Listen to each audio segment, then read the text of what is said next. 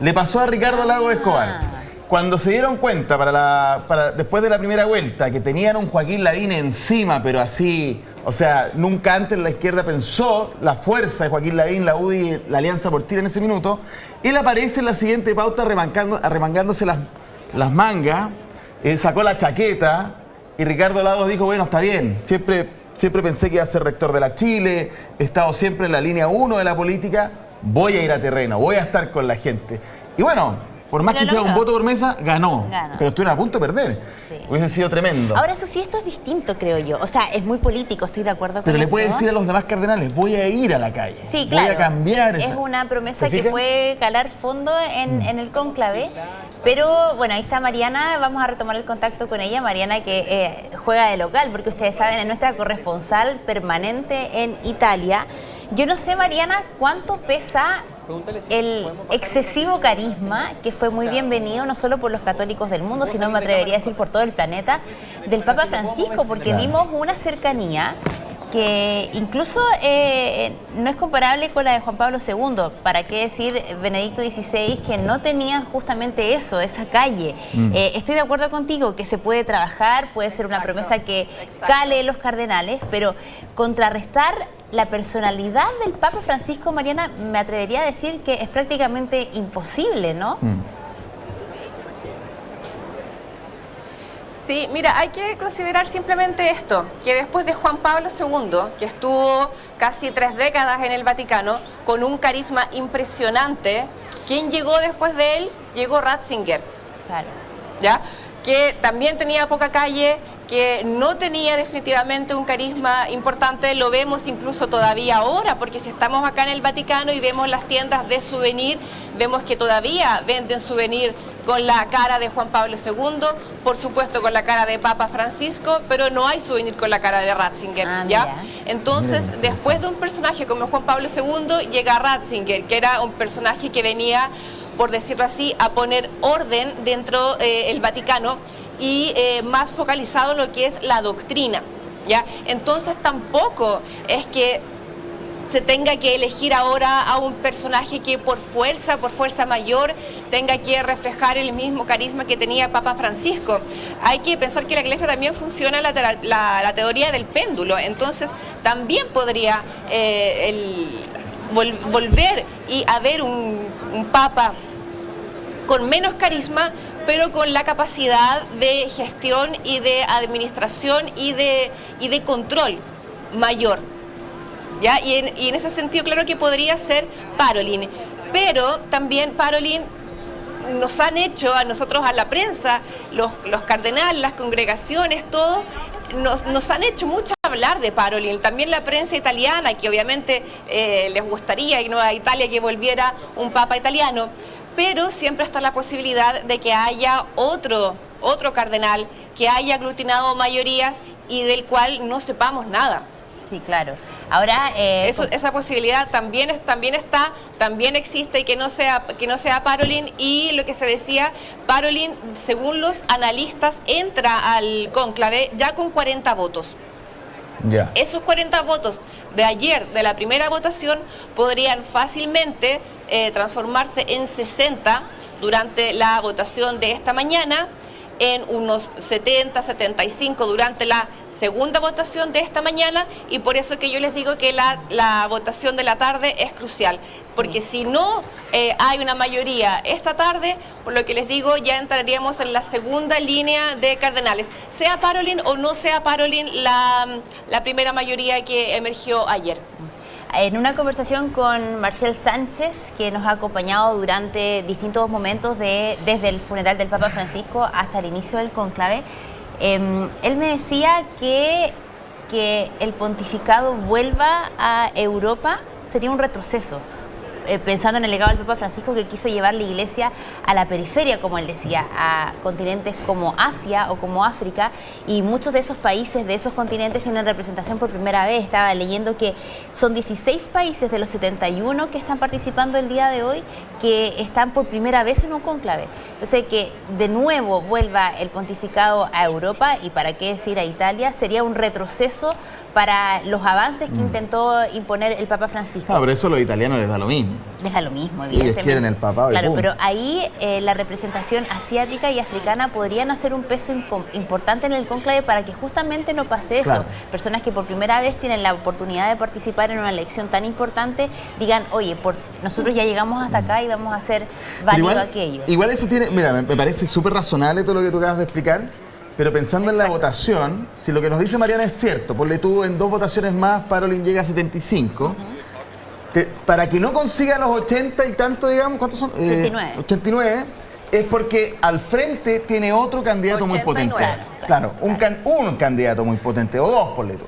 Si está más atomizado el frente, ¿cómo no van a ser capaces de negociar con pequeños grupos para conseguir los votos que faltan? Yo creo que por ahí va la clave de la jornada, Mariana. Claro, exacto. O sea, si está más atomizado, como tú dices, se empiezan después a repartir los votos. Pero si hay 2 grandes mayorías, estas se neutralizan. Y es como que claro. hay que volver a empezar, ¿no? Y hay que volver a empezar y buscar el candidato ya de la segunda línea. ¿Quiénes son los candidatos de esa segunda línea? Por ejemplo, como yo les decía, está Monseñor Pizzaballa, que Pizzaballa es el patriarca latino de Jerusalén, que tiene buenas características, porque también si entrelazamos todas las informaciones que pudimos obtener durante las congregaciones, que fueron estas reuniones de cardenales que hubo antes del cónclave, en estas congregaciones, ¿qué pasaba? Los cardenales que iban llegando a Roma se reunían, conversaban entre ellos, se conocían, ¿no? Y presentaban cuáles eran los desafíos que tenía que enfrentar la Iglesia, no solamente la Iglesia universal, sino que también la Iglesia en las diferentes diócesis. Por ejemplo, hay que pensar que hay un cardenal que viene de Mongolia que tiene 1500 fieles, es una de las diócesis más pequeñas. Hay cardenales que vienen de Argelia, cardenal que viene de Irán, con países donde la mayoría no es una mayoría católica.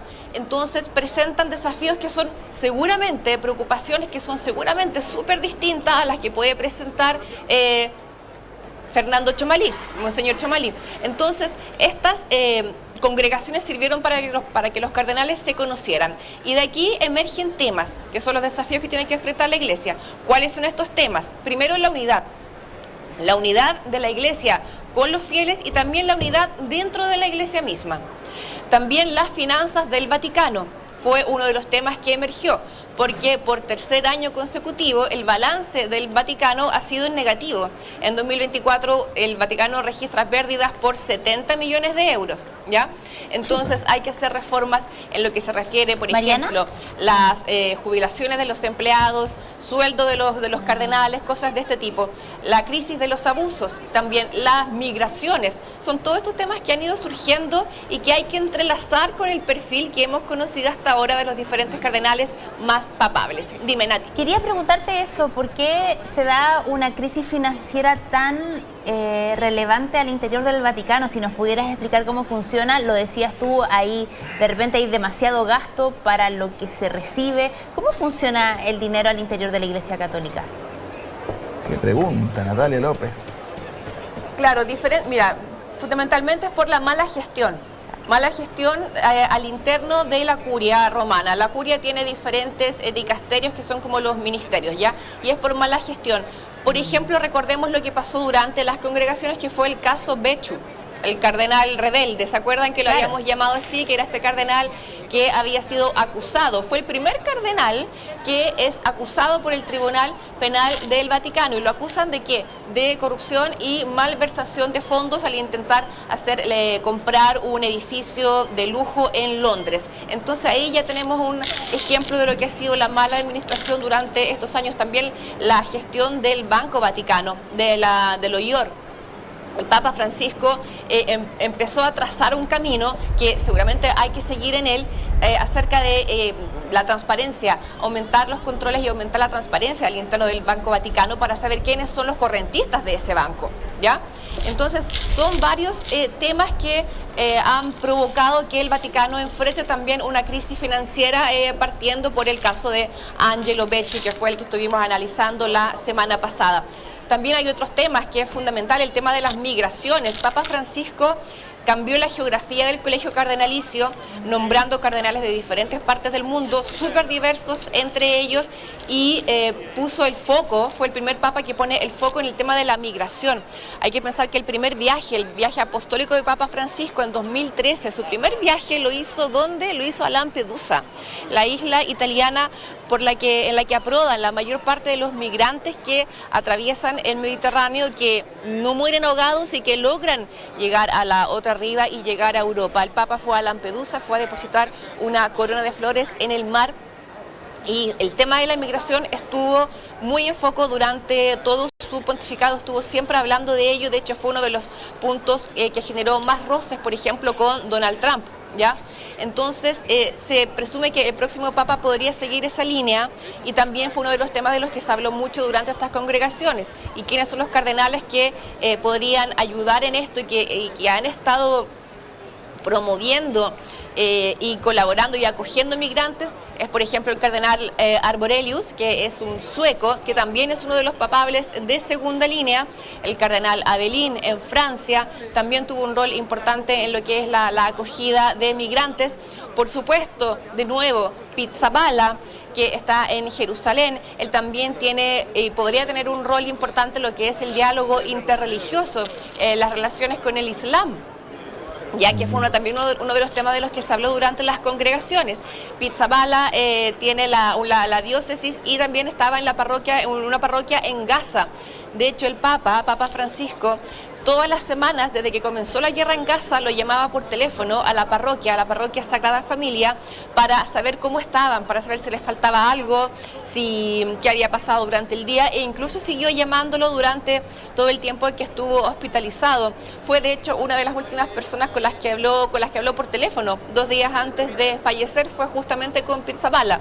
Y como dato, ahí nomás también les digo que Pizzaballa estuvo durante las congregaciones junto en el mismo piso con Monseñor Fernando Chomalí, en el colegio Agostinianum, se estuvieron alojando afuera del Vaticano, porque como hay 133 cardenales, ya no 120 como era lo habitual, algunos tuvieron que alojarse fuera del Vaticano, y entre ellos estaba Pizzaballa, que estuvo en el mismo piso con Monseñor Chomalí. Bueno, interesante la revisión ahí de los nombres y cada una de las posiciones y los movimientos justamente en la previa a este cónclave.